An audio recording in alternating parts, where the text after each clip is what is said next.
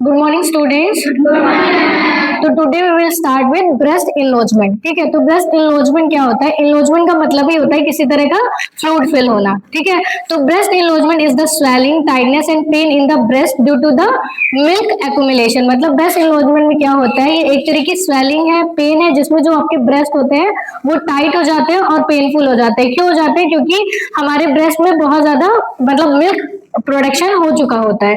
अगर कोई भी लैक्टेटिंग मदर है, मतलब मोस्टली लैक्टेटिंग मदर में ही होता है, अगर कोई भी लैक्टेटिंग मदर अगर अपने बच्चे को प्रॉपर फीड नहीं करा रही है या फिर प्रॉपर टेक्निक नहीं यूज कर रही है, तो उसमें जब ये सारी कंडीशन होगी तब हम ब्रेस्ट एनलॉर्जमेंट की कंडीशन देख सकते हैं। तो मोस्टली ये लैक्टेटिंग वुमेन्स में होता है और ये जब भी पोस्टमार्टम पीरियड में होता है कि जब भी डिलीवरी हो चुकी होती है उसके 2 से 5 दिन के बाद ही हमारा जो मतलब ब्रेस्ट से मिल्क है वो सिक्रीशन होने लग जाता है। अगर हम इसके कॉजेस की बात करें तो अगर जो भी मदर है वो डिलीट करती है अपने ब्रेस्ट फीड को करने के लिए, मतलब उसका जो बेबी है बर्थ हो गया लेकिन उसने डिले किया है कि अभी 2-3 घंटे में दूध ना पिला के उसने बहुत समय लगाया है, तो उसको ब्रेस्ट इनलॉजमेंट की दिक्कत हो सकती है।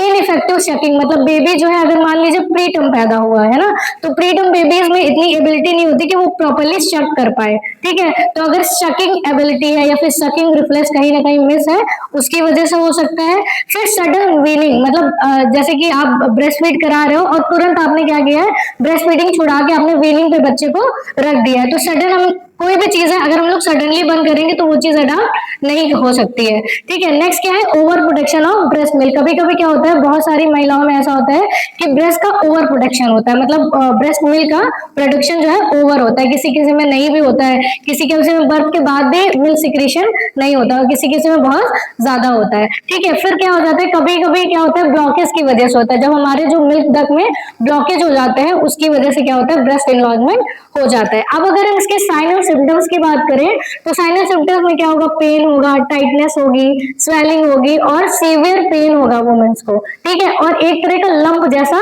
क्रिएट हो जाता है, मतलब ब्रेस्ट में ही लंप जैसा बन जाता है जब ब्रेस्ट में बहुत ज्यादा मिल्क एक्यूमुलेशन हो जाता है। ठीक है, अगर हम इसके कॉम्प्लिकेशंस की बात करें तो कॉम्प्लिकेशन क्या हो सकते हैं, मैस्टाइटिस हो सकता है। मैस्टाइटिस क्या होता है, कोई बताएगा? बोलो। मैस्टाइटिस इन्फेक्शन और इन्फ्लेमेशन ऑफ ब्रेस्ट।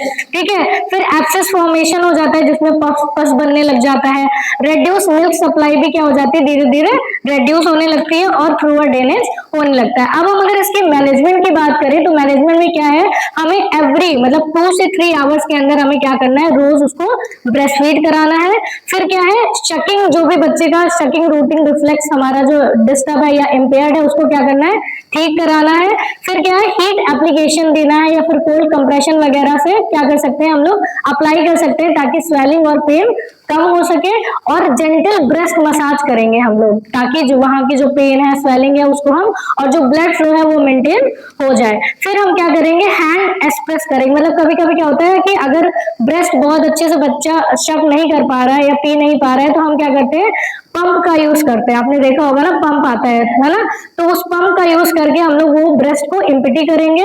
और फिर क्या करेंगे, वियर सपोर्टिव ब्रा, मतलब जो भी ब्रास वो पहनेगी, मोस्टली तो क्या होता है लोग नहीं पहनते हैं लैक्टेशन के टाइम पे, लेकिन जो भी ब्रा पहने वो कंफर्टेबल होनी चाहिए, बहुत टाइट नहीं होनी चाहिए। फिर क्या है, पेन रिलीफर हम दे सकते हैं। पेन रिलीफ में हम आइबुप्रोफेन दे सकते हैं, एनाल्जेसिक्स दे सकते हैं, एसिटामिनोफेन दे सकते हैं, ये सारी टैबलेट्स हम दे सकते हैं। और अगर हम प्रिवेंशन की बात करें तो ब्रेस्ट फीड अर्ली फ्रीक्वेंसी, मतलब क्या करना है, फ्रीक्वेंसी मेंटेन करना है। ब्रेस्ट फीड का जो मेथड है उसको मेंटेन करना और उसकी फ्रीक्वेंसी का क्या मतलब है, 2 से 3 घंटे के बीच में हमें अंतराल में क्या करना है, ब्रेस्ट फीड कराना ही कराना है। अवॉइड करना है कि मतलब किसी तरह का लॉन्ग गैप ना हो, बच्चे और माँ के बीच में बहुत ज्यादा लॉन्ग गैप ना हो, वो ब्रेस्ट फीड प्रॉपर कराए। फिर क्या करना है, प्रॉपर ब्रेस्ट फीडिंग टेक्निक उन्हें समझानी है ना, कि ये नहीं कि बच्चे को सर होल्ड नहीं किया और उसको लटका के छोड़ दिया है कि वो ब्रेस्ट फीडिंग प्रॉपर नहीं कर पाना है। और फिर क्या करना है, हमें क्या करना है, रिड्यूस करना है उसके फीड को, मतलब धीरे धीरे अगर हम उसको वीनिंग के लिए लेके जा रहे हैं तो धीरे धीरे उस चीज को हमें बंद करना है, सडन हमें ब्रेस्ट फीडिंग नहीं बंद करनी है। तो that's all about the breast engorgement. Thank you.